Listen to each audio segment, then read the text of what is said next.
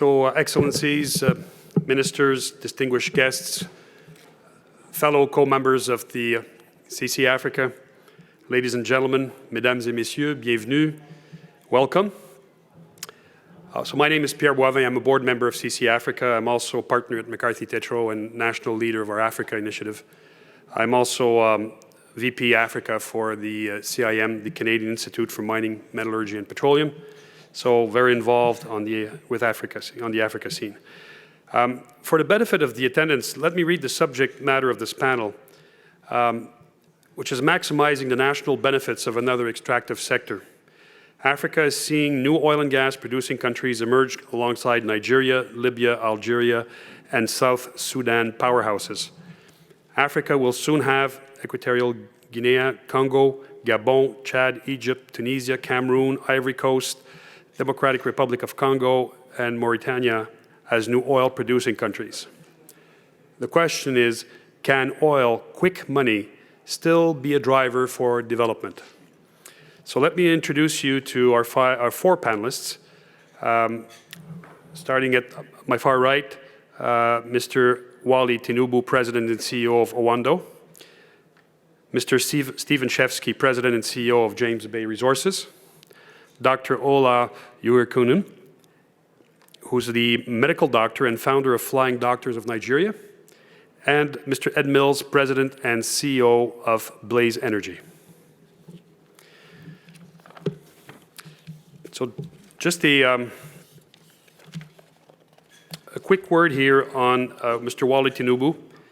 So Mr. Wally Tinubu is the Group Chief Executive of Oando, the Sub-Saharan Africa Indigenous Integrated Energy Group, a position he assumed in 2001. He started his career with a law firm where he worked on corporate and petroleum law assignments. Wally co-founded Ocean and Oil Group and guided its strategic development, leading to the acquisition of Unipetrol during the federal government of Nigeria's privatization exercise in 2001.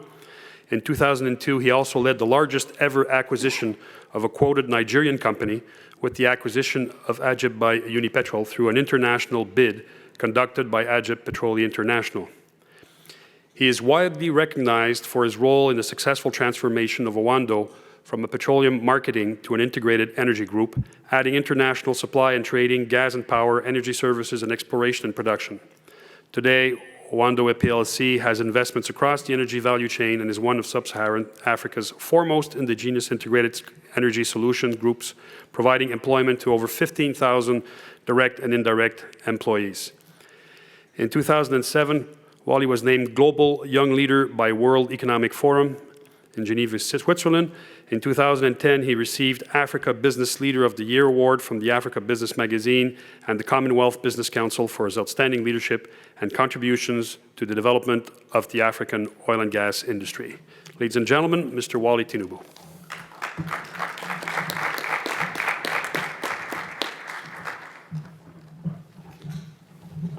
Thank you for that flashing description of my personality.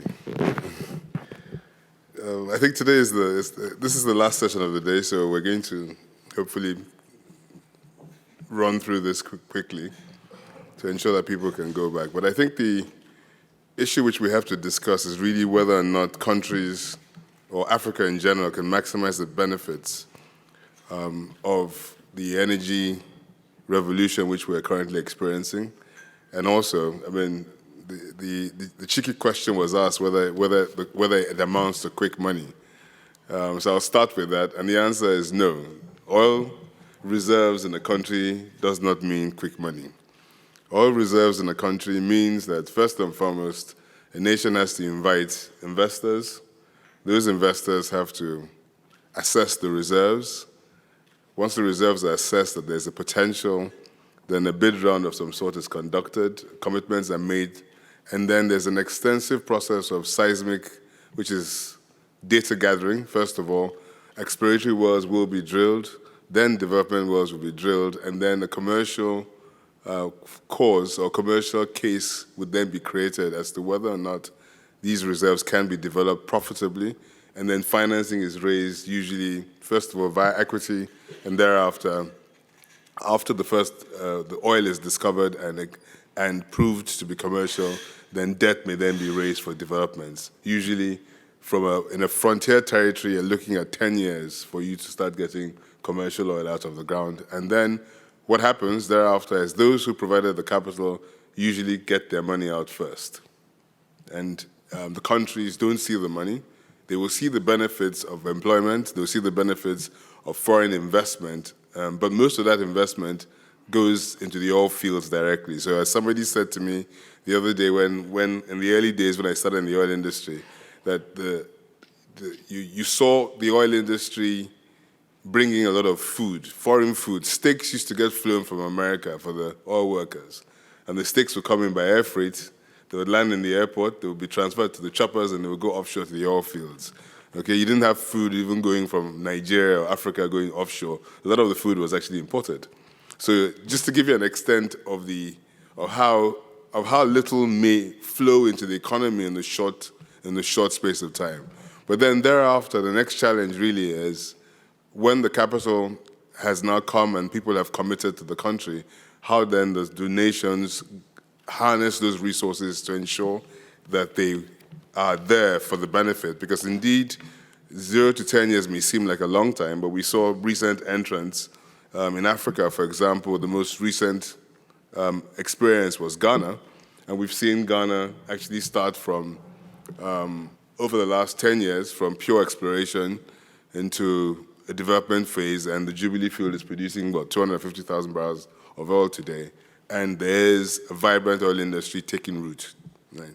One of the key challenges they had then and there was initially getting, for example, something as simple as the gas out into the nation, because oftentimes, like I said earlier on, since you don't get the benefit of the oil until the providers of finance have taken their cash out, one of the quick wins is gas, because with gas you can create local industrialization. You can bring the local energy prices down, cheaper electricity, and gas tends to be one of the first things which the local economy will get the benefit of before the oil resources come into play. But Africa is interesting, so let's take a snapshot. What are the hottest trending stories today? In terms of oil reserves, over 130 billion, gas reserves over 512 trillion cubic feet, production 9.4 million barrels and rising, and gas over 20 billion cubic feet of gas. Now, what is interesting is that you have mature areas, what we call, there's new frontiers, the new finds, there's massive potential. The veterans are countries like Nigeria, Algeria, Libya, Gabon, and then you find the intermediary areas that are springing up like Ghana, Sudan, South Africa, Mozambique, which has had extreme success with a 150 trillion cubic feet discovery over the last 5 years. And if you consider something like Nigeria has 178 trillion cubic feet with 50 years of drilling, Angola has had 5 years of drilling and discovered over 150 trillion cubic feet. So it shows how laden with success the continent is in terms of this natural resource. In 2013, there's $40 billion of capital expenditure, and we expect a rise to $67 billion in 2018, and over 36 billion of barrels of oil discovered on the continent. Now, what's going on is a rebalancing going on in terms of the resource allocation. The majors are exiting riskier environments which tend to be more mature, and they're entering de-risked exploration plays. So for example, in Nigeria, we see Shell selling down the land and swamp assets, focusing on the offshore where there are very much larger discoveries. We were the beneficiaries of ConocoPhillips' exit. We recently did a $1.7 billion transaction where we acquired the Nigerian operation, which came with 700 million barrels, 2P, 2C of oil, and close to 50,000 barrels a day of production. So we are quite excited by that. And it's another phenomenon I'll talk about, which is the emergence of what we will call the indigenous majors by African standards. Because in reality, the minute you reach the 50,000 barrel a day level, then you are no different from what the typical major would be producing within the African continent. So maybe we don't have the status that they have on a global scale, but from an African perspective, we really, truly are as large as them and do have commitments into the economy in certain instances which are no different from other majors which are operating on the continent.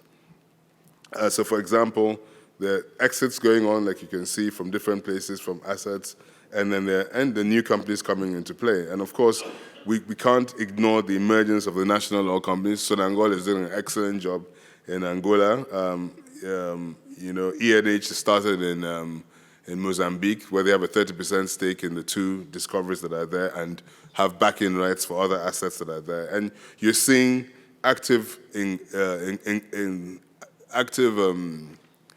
entree by independents who are gaining market share as well too. So Ofer is drilling in Mauritania, Mitsui, BG, and Adako, and there are quite a number of medium-sized corporations which are doing good business.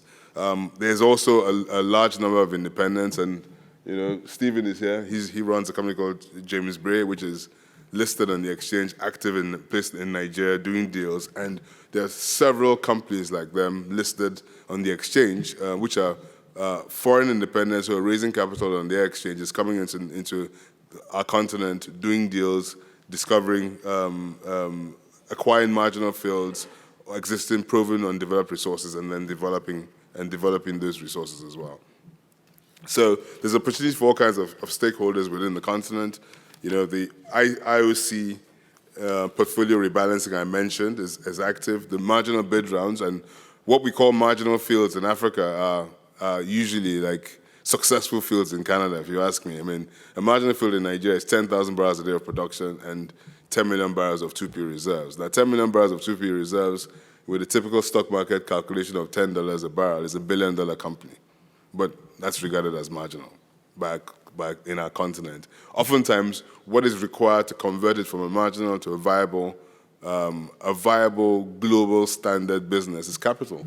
And that's where the emergence or the fusion between foreign corporates and local corporates is critical in terms of converting these resources into real economic growth for the continent.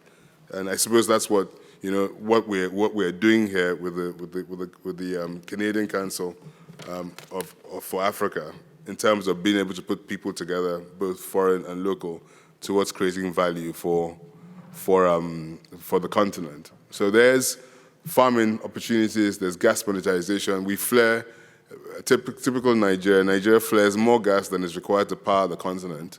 It's flared every day into the atmosphere. I mean, so we produce, there's 37 million tons of gas, which is liquefied and exported, and close to that amount is also flared into the atmosphere every day because we don't have infrastructure to trap the gas, process it, and drive it into the local economy and or export it. So there's massive opportunity for new LNG plants, new opportunities, domestic gas plants. And this is where technology is playing a big role because all of a sudden there's now cheap technology to liquefy gas within the local environment and move it from point A to point B because the real problem with gas is transporting it. And oftentimes, the only way of transporting it is to chill it, and it costs billions of dollars to create those LNG plants. And that is why you see a continent where gas is transferred out of the continent, and the continent actually imports energy, even though it exports energy to foreign countries. Now, all revenues do contribute to development. In terms of production, if you look, there's a direct correlation between GDP and oil growth. So nobody can doubt the fact that it exists. Nigeria recently got its economy rebased. We're close to $500 billion US economy. I think it's $550 billion at purchasing parity. If you look at our production, we've seen oil production go to 2.3 million barrels in 2013. In 1984, it was 1.4 million barrels, and the economy, of course, has grown. But it's also interesting to note, and this is a good point for investors to note, that just as oil as a natural resource has been a big driver of growth in the African continent, there's been growth across the board in everything from financial services, telecoms, agriculture. I mean, for a continent that used to import food, is a continent that is beginning to become self-sufficient. And oil, even though like in Nigeria, it's 90% of our US dollar constituent in our economy, but it's only 35% of the GDP of the country. Telecoms, even Nollywood, our film industry is 2 or 3% now of GDP. I mean, we churn out more movies. I think we're second after Bollywood, and Hollywood is number 3 on the list of countries that churns out movies. And so it's an interesting trend that even though oil resources exist, they've served as catalysts for African economies to grow, as opposed to where there's absolute dependence. And there has been, even till today, we still continue to get recent discoveries. In Nigeria, there was the Ogo field, 750 million barrels, Kwanzaa Basin in Angola, 740, and the Hassi Tornet in Sudan. Now, the other opportunity that comes, okay, is as a result of this resource, you're able to create sizable indigenous oil companies. So if you take Oando as a case study, we started out, a company started out 20 years ago with less than $100. We've been able to develop a group in the downstream, the midstream, and the upstream with a $5 billion enterprise value. And our upstream subsidiary, which is listed on the Toronto Exchange, is a $1.3 billion market cap company with an enterprise value of $2.3 billion and production in excess of 45,000 barrels a day. Now, this is only possible, in my own opinion, to create an oil and gas company with such vast resources, okay, out of a continent like ours, which has so much promise, but so much unfulfilled promise. You will never find 700 million barrels for sale in Canada to purchase, maybe with sands, with tar sands, but neither would you find it in Asia available or in Europe. It just simply doesn't exist. So the ability to create corporates which are sizable, contribute to the economy in terms of creating additional jobs, taxes, they're local, so the profits of their businesses stay within the environment, okay? And that makes a huge difference. We all have foundations, and we do invest substantially in the social welfare of the continent, and that really, really is key. I'm not going to go on to describe the assets. I think that they speak for themselves. But I think the message I'd like to leave behind is that, indeed, the resources will serve as a catalyst for the economy. There will be no quick wins, and the ability to actually keep the profits within the economy means you need to first of all create strong regulation.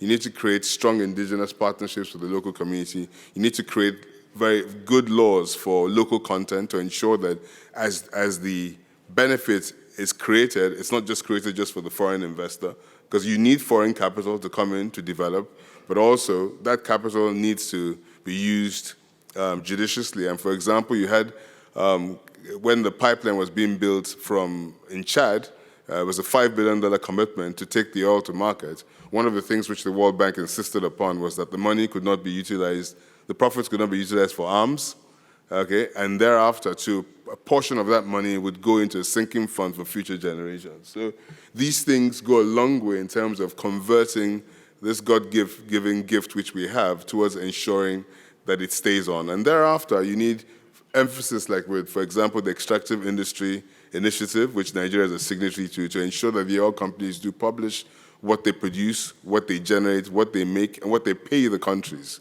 in terms of taxes, so that people have an idea of what this income is, and actually people get the benefit of enjoying these resources. So it is a blessing. It will stimulate growth. It will help the economy, but in no way is it going to be a quick win. Thank you very much.